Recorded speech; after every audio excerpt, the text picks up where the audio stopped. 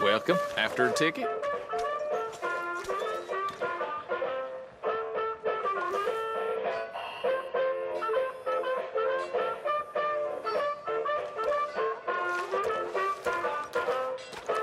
Still got some tickets left here.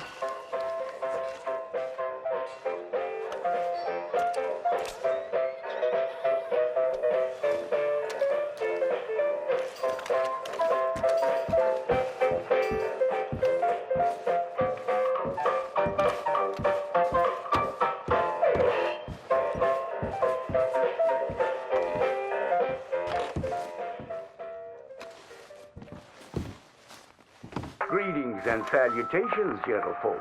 This here's the story about a young couple from the village of Annisburg that was courting a few years after the Revolutionary War. Courting in the woods, as you know young people want to do. Stealing away all sneaky-like. Girl by the name of Ethelь Bошаред snuck out of the parlor one evening just as soon as her mother went out to hang clothes on the line from the washing.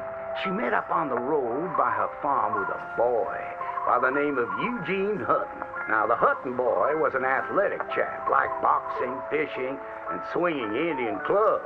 It's quite singular to the story that he didn't seem all that inclined to go to war in the preceding years leading up. Well, they walked in the woods for a while. Pretty soon they lost their bearings and no longer knew the north from the south, nor east from west neither. Then they heard a low, moaning sound. What's that terrible noise? She said all the truth. Must be a sick calf looking for its mama. They've been known to bawl like that. Let me take a look, said Eugene. Well, old Eugene went and disappeared around a tree, came out the other side, and gave her a terrible fright. Boom! She let out a shriek, then went to chastising. You should be ashamed of yourself, Юджине Хаттоне, she said.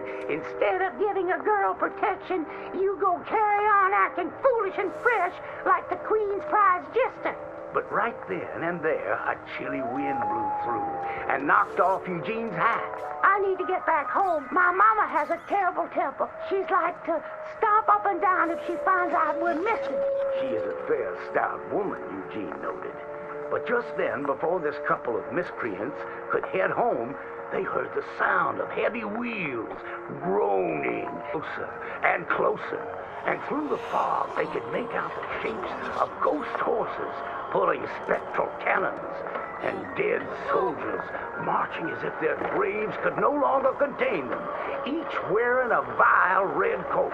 You will pay for your moral transgressions, the dead soldier howled, and cut his head clean off. Miss Bошаред shrieked in horror as Eugene's head landed right in her hands, his eyes still darting about, attempting to discern what horror had transpired.